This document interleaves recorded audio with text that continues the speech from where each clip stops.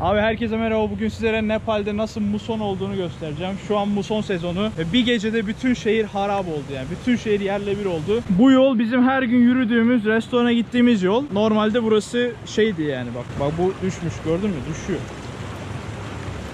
Böyle. Şu boru patlamış şuradan. Patlayan boru böyle aka gitmiş. Milletin şurada elektrik hortumları, kabloları, şuradan gölden su çekiyorlardı evlerine. Hepsi mahvolmuş gitmiş. Şu an karşıda geçemiyoruz yani. Neredeyse bu da yıkılacak. Tekneler falan batmış. Bir acayip. Bizim kaldığımız yerde zaten şurası. Şu beyaz bina. Oradan buralar hepsi gözüküyor. Bir gecede böyle oldu burası. Bir uyandık böyle. Kırılan parçayı bir de buradan göstereyim. Şu abi şu boru vardı böyle uzun şuradan. Su öyle akıyordu. Tepeden gelen şu arkalardan. O boru ortadan patlıyor. Oradaki köprüye kadar sürükleniyor. Yolu yıkıyor. O boru da zaten devamı şurada. Şu arka tarafta. Şuradan içeriden. Şu da çatlamış zaten. O da yukarıdan böyle sağdan soldan falan geliyor. Şimdi o boruyu patlatan suyun, tazikli suyun nereden geldiğine gidip bakalım. İlk defa 4 aydır buradayım. İlk defa böyle şiddetli yağmur gördüm yani. Bayağıdır da muson sezonundayız. Baksana. Bir günde her yer çamur. İnsanlar böyle çalışıyor, temizlemeye çalışıyor, bir şeyler yapıyor. Evlerini falan da su basmış. Bak köpek çıldırdı. Normalde burada çamura batıyoruz bu şekil. Çamurdan sonra ayaklarımızı böyle yıkayıp geçiyoruz ki çamur gitsin. Ve insanlar o bitkilerin şeylerini hep kurtarmaya çalışıyor oradan. Namaste. Namaste. Sapona. Burada çalışıyorlar. Bu da bizim kızın öğretmeni.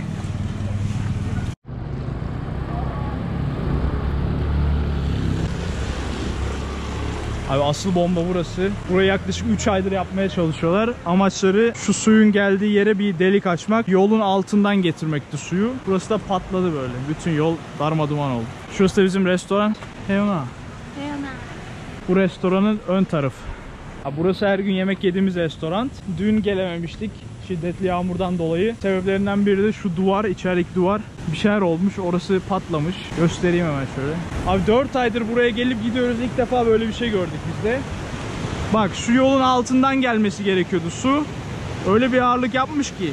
Şuradan su gelmiyor yani. Hep dışarıdan geliyor böyle sular. Kapanmış o alttaki. Orada yine çalışma yapmaya çalışıyorlar. Duvar falan patlamış, düşmüş. Destekliyorlar, bir şeyler yapıyorlar. Durum kötü yani. Bak şuraya bak. Bunların hepsi 3 aydır uğraşıyorlar bak. 3 aydır şunları yapmaya çalışıyorlar. Hiçbir işe yaramadı yani.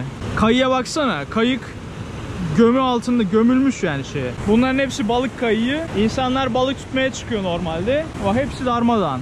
Şu ters dönmüş, kırılmış. Ağaç parçaları falan gelmiş tepeden. Şunlar batmış zaten. Öldü bitti onlar. Kayıkların tanesi de pahalı Nepal'de. Kayık almaya çalışsan yani belki 100 dolar, 200 dolar falan.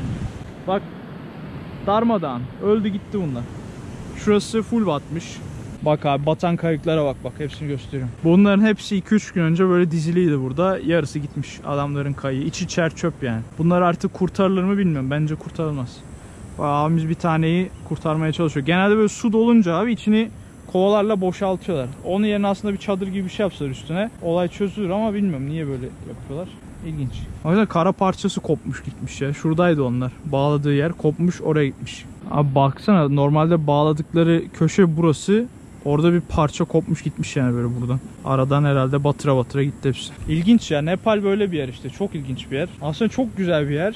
Fakat niye bilmiyorum. Yapılan şeyler herhalde mühendis kullanmıyorlar mı? Yollar mollar bir acayip. Öyle baştan sağ mucize yapıyorlar. Her yıl burası patlıyor. Her yağmur yağdıktan sonra haberlere düşüyor. Burada heyelan oldu. Burada şöyle oldu. İnsanlar böyle öldü. Ağaçlar yolu böyle kapattı. O tür haberler oluyor sürekli. Bilmiyorum. Biz de yani yolda yürürken denk geldik. Ağaçlar falan düşmüş. Şimdi oraya da gidip çeker gösteririz.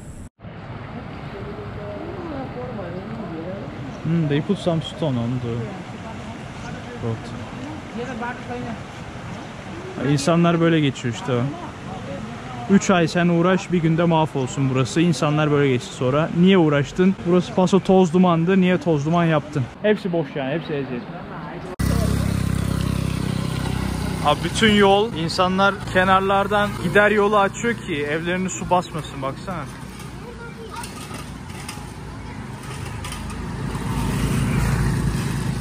Suya bakar mısın ya?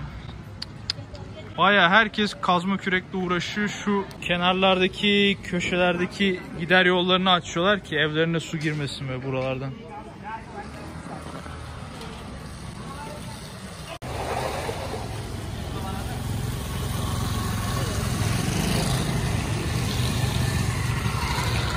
Burayı hiç anlamadım. Bu nereden geldi hiç bilmiyorum yani. Bayağı sokak herhalde şey olmuş.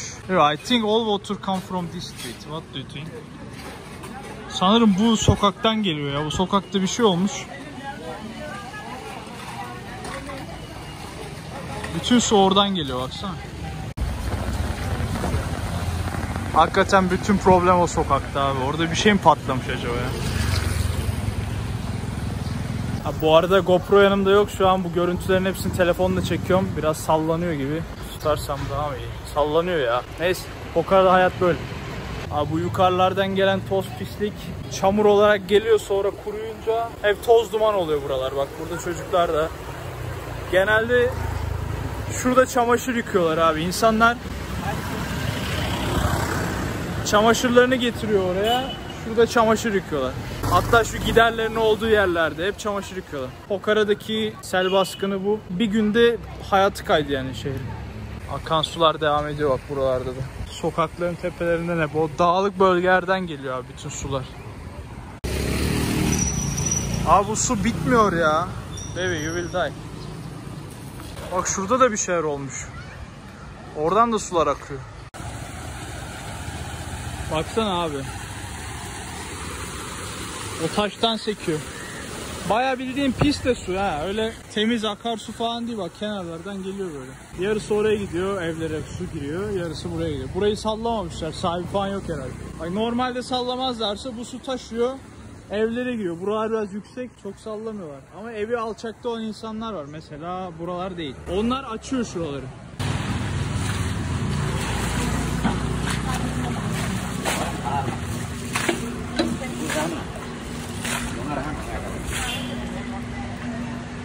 İnsanlar böyle açıyor abi yol.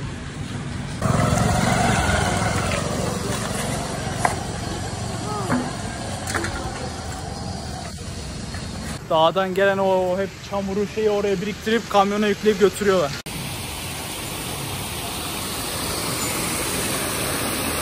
Biraz daha toparlamışlar burayı. Abi bütün o kenarları eşitlediler, bak tertemiz yaptı. Bu abiler de burayı yapıyor. Toparlıyorlar. Abi millet böyle geçmeye çalışıyor bana. Atladı vallahi.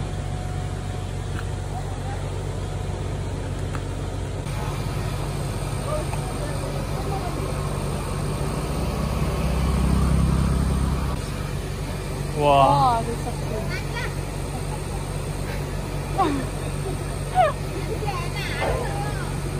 Wow. Wow. It's hard. Yeah. Why hard? Chicken? She will fall. Jump, jump. Jump.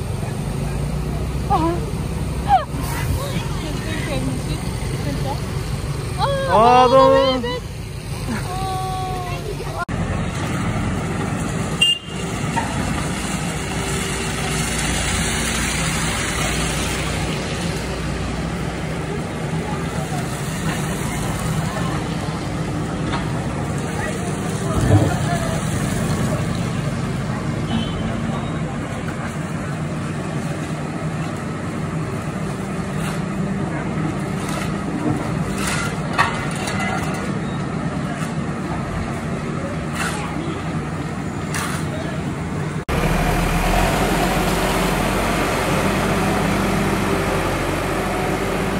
Abi burada vallahi bir şeyler yapıyorlar, ben de anlamadım ya. Ama millet hala uğraşıyor. Ertesi gün oldu. Hala uğraşıyorlar. Bu arada maskesiz geçilmiyor abi. Maskeyi korona yüzünden değil, toz duman yüzünden takıyoruz şu an yani.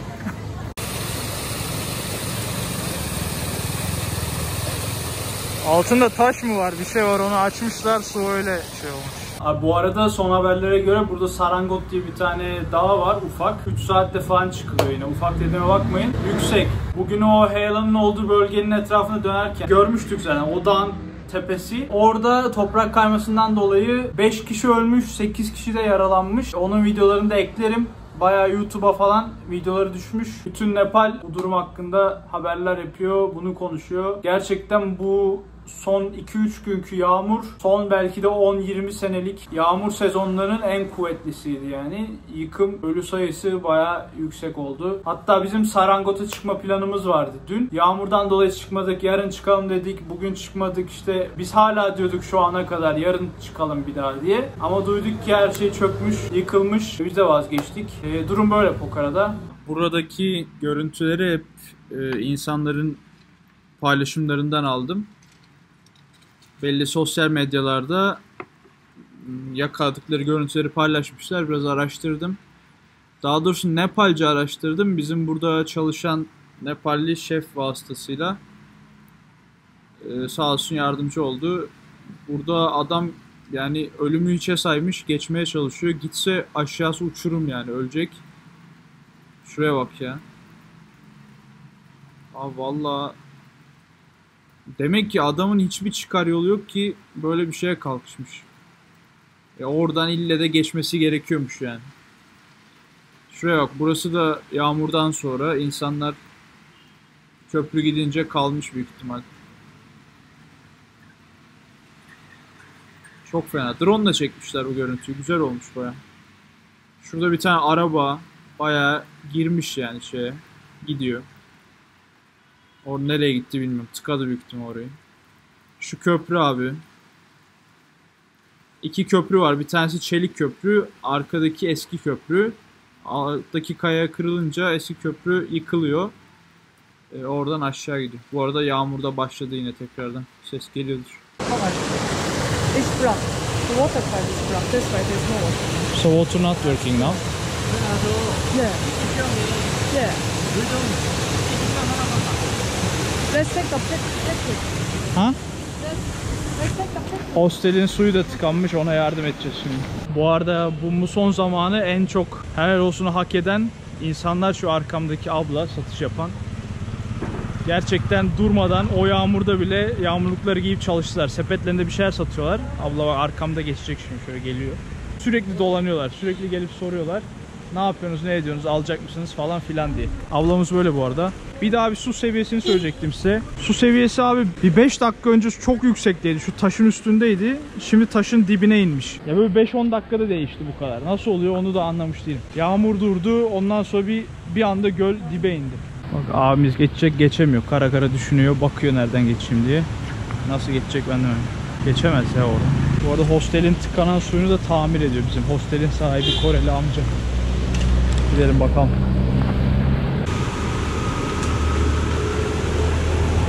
O abi geçemedi. Bu abi de temizliyor. Abi döndü gitti bu arada. Come here, it's noisy. Orada benim hosteldaki şimdi şu pipe'la şu pipe kullanmak edemeyim. Şu pipe kullanmak edemeyim. Şimdi hosteldaki babanın çalışıyor. Su pipe için çalışıyor. Şimdi bizim hosteldaki su yok. Smart. Şimdi bizim hosteldaki su kullanmak edemeyim. He? Impossible, how to say? Edebilmeyim. Su kullanamıyoruz. Su kullanamıyoruz. Su kullanamıyoruz. Ya Allah'ım. Sen Sherlock. Şey gibi oldu. Su kullanamıyoruz abi. Yani normalde insanların evi burası. Buradan su geliyor direkt. Durum böyle Pokara'da. Her yer su içinde abi. Ve her yerden böyle bir akıntı görebiliyorsunuz. Yaklaşık 2 gündür yağmur yağıyor. Dün dışarı bile çıkamadık. 2 günde böyle oldu. Bir gecede ortam dağıldı yani. Bir gün yağıp dursa belki böyle olmayacaktı ama 2 gün üst üste durmadan yağınca darmadağın oldu. Burada Nepal'daki Haziran, Temmuz, Ağustos normalde musun hava çok sıcak ve çok yağmur bugünlerde 3 gün sürekli çok yağmur. Şiddetli. Şiddetli çok Şiddetli. yağmur. Şitreli. Şiddetli. Şitreli. Çok yağmur. Şid. Yağmur. Şid. Just understand. Normalde 3 gün, bugünlerde 3 gün Çok şiddetli yağmur yağdı 3 gün. çok şiddetli yağmur yağdı 3 gün. Perfect. Ne zaman çok yağmur var. Biz çok koktum. Çünkü bang bang. Ben de Türkçe söylemek istiyorum. Ama Benim- senin Türkçen kötü. Yok benim Türkçe çok kötü. Uyum mu? Evet. İstemiyorlar. İstemeyin. İstemiyorlar. Neden? Lar. Yok istiyor musun? İstiyoruz musun? İstiyorsan yorum at. Yok. You didn't understand. I say if you want to put comment. İstiyorsan yorum at. İstiyorsan yoruma. Smart. Bu arada bak. Nasıl çökmüş? Ambulans, it's not polis. Ambulanslar da vızır. Bu yol abi hemen bizim arkamızın. Şu arka tarafta biz yaşıyoruz. Hostelde. Bu tarafa çökmüş. Bakın darmadağın. Bütün yol darmadağın. Biz bu yollardan hep yürüyüp böyle şey yapıyorduk. Yürüyüş yapıyorduk buralarda. Onlar bak. Çok kötü. You will die. Her gün araba dikkat ediyor. Really? Her gün. Why you always have experience? To fall. Her gün araba dikkat ediyoruz. Really? Okay, go. Bak abi şurası tapınak. Tepesi.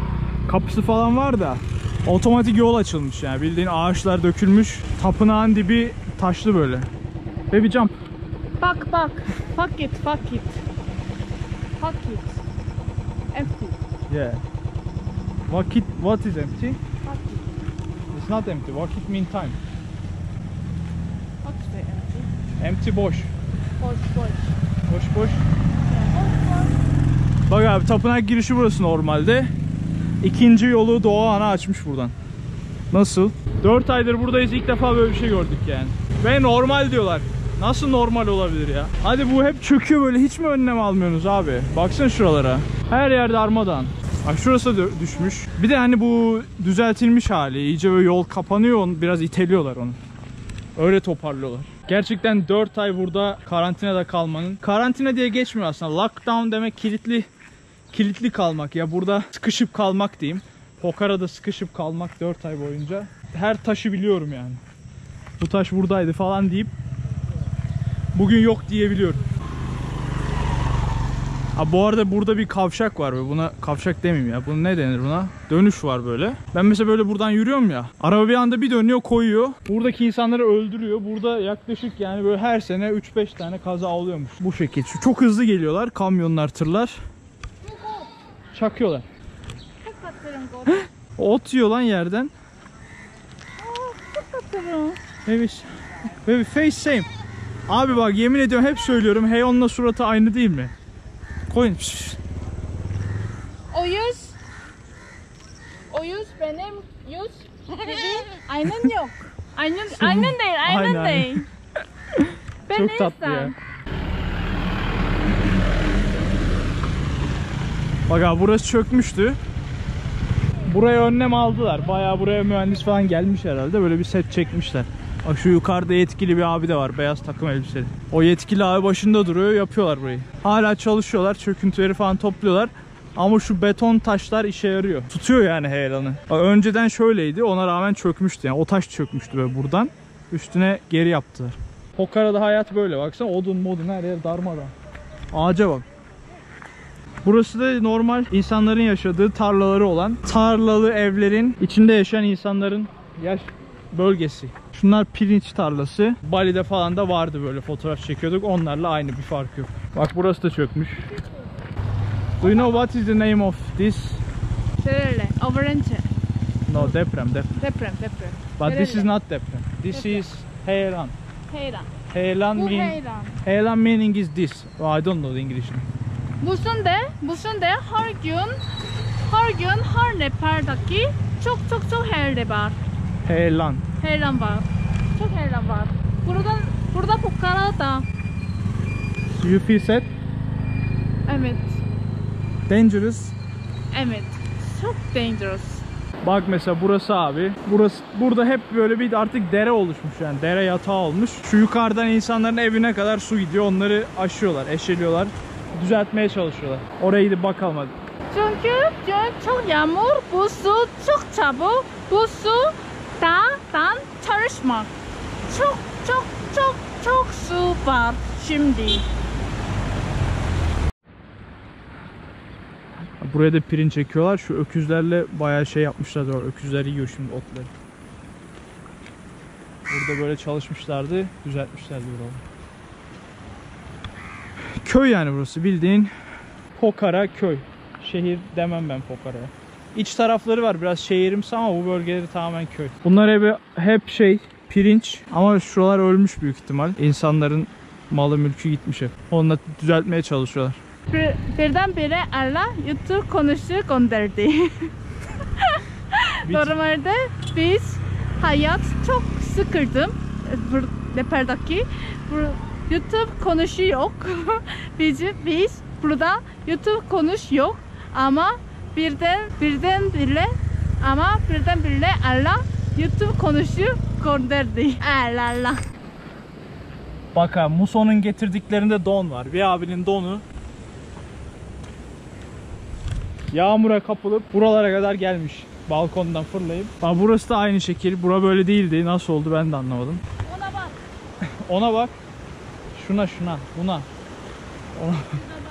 Bizim Türkçe öğrendi ya. Bu su nereden geldiği hiç bilmiyorum. Burası yoldu ya. Yürünüyordu yani buralardan. Baksana insanlar duvar falan örmüş. Bayağı evin yoluydu yani burası. Bir anda full su oldu.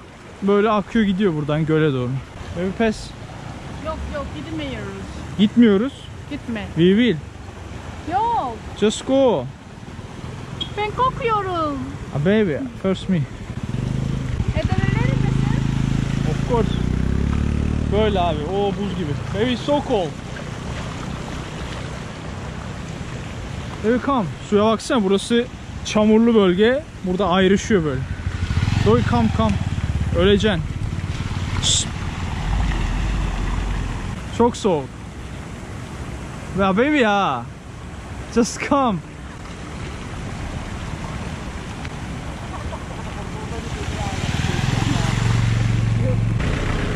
Hadi. Kaça. Hadi. Doggy passed 2 times. Manzaraya baksana abi. Bu bulutlar hep Himalayalardan geliyor işte. Himalaya bulutu, muson yağmuru. Ya burada muson diyorlar da muson sayılıyor mu bilmiyorum. Ben buraya niye çıktım, niçin çıktım, nasıl ineceğim?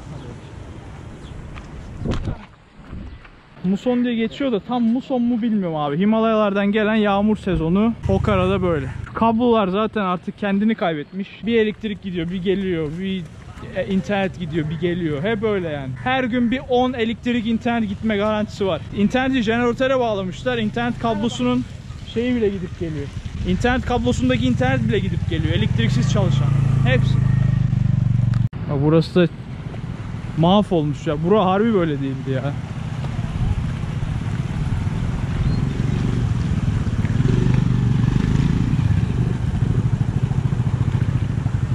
Çocuk kara düşünüyor ne yapacağım diye. Come. I remember here when we come from Mount Victoria. Pokhara'da hayat böyle. 4 ay sonra bunu da görecektik abi. Muson'a denk geldik. Uçarken uçağımıza düşer. O da olur. Bir köpeğimiz de oldu. Hadi hayırlı olsun. Takıldı peşimize geliyor. Bak size Kumari'yi göstereyim bir daha. Kumari'yi buraya çizmişler abi. Ne zamanki bilmiyorum. Şu an kimi, eskisi kimi. Bilmiyorum ama Kumari yani bak. Bu Kumari.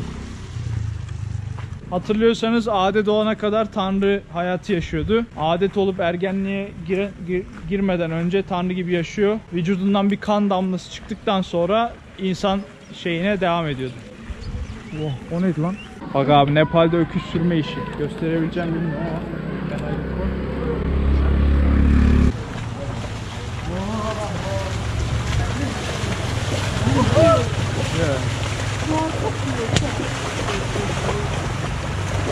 Adam kaydıra kaydıra gidiyor ya, baksana. O çok sıkıntı vurma. So much. Hayva çok sık vurma.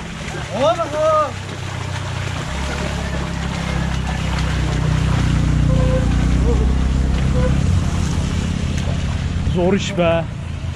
Ben burada böyle yüzüm ekşidi. Vallahi zor iş. Vuruyor ediyor falan. Bayağı zor. Bunlar hep pirinç tarlaları. Gölde şurada zaten gözüküyor. Bütün sular, böyle dağlardan gelen bütün sular böyle akıyor gidiyor böyle. Yol altından böyle yol yapmışlar. Akıyor buradan göle doğru, yolunu yapa yapa gidiyor. Onu yiyor ya. Gel lan. Milletin pankartını yiyor ya. Şerefsiz. Suyun rengine baksana ya. Zehir. Bayağı kadınlar Nepal'de çalışıyor demiştim. Hakikaten çalışıyorlar ya. Sokakta bir çalışan neden görünce %90'ı kadın abi. Nepalli kadınlar. O kadın yukarıdan sallıyor odunları. Why we didn't see? I don't know why we just focus on it. I think come from up. Burası da bak, adamların evi çökmüş. Normalde çitti yani burası böyle. Çökmüş, adam kesiyor. Aynı yol. En büyük hasar burası ya. Yolu açmışlar abi, düzeltmişler. Şu ağacın yarısı işte o. Evet, I think all three just fall to their house. Okay, the house also. Did you see there's electronic things? It's really fun. Yeah, wow, it's dangerous. Yeah. If this one is Tehlikeli abi. İçeride insan falan yaşasa öldürür yani ya. Bak bu abla da o demir odun taşıyan ablaydı. Götürüp veriyor.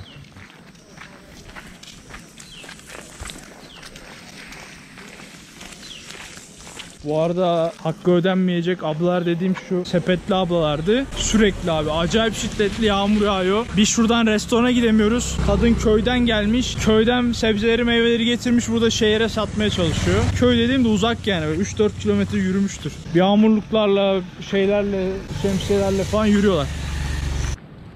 So beautiful. Ve sizi Pokhara'nın muhteşem görüntüsüyle baş başa bırakıyorum. çok yağmur sonra it looks more peaceful. Really? Yağmurdan sonra efsane gerçekten. Ne zaman ben sen gibi Türkçe konuşma edebilir miyim? Konuşacağım. Edebilir miyim? No edebilirim. Just konuşacağım. Konuşacağım mıyım? Just konuşacağım. There is nothing. Konuşacağım. Nepal'de hayat böyle. Videomuzun sonuna geldik. Daha diyecek bir şey var mı bilmiyorum ama Nepal'de muson. Son ekranı böyle göstereyim size. Darmadağın her yer.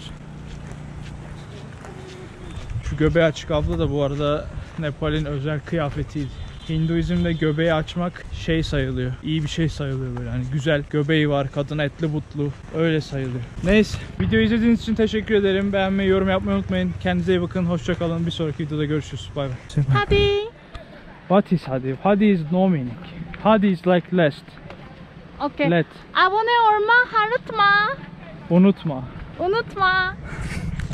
Ben Oğuzhan Tıraş. Eğer gezi videolarımı beğendiyseniz abone olmayı unutmayın. Bu kanalda dünya üzerindeki bütün ülkeleri hep birlikte gezeceğiz.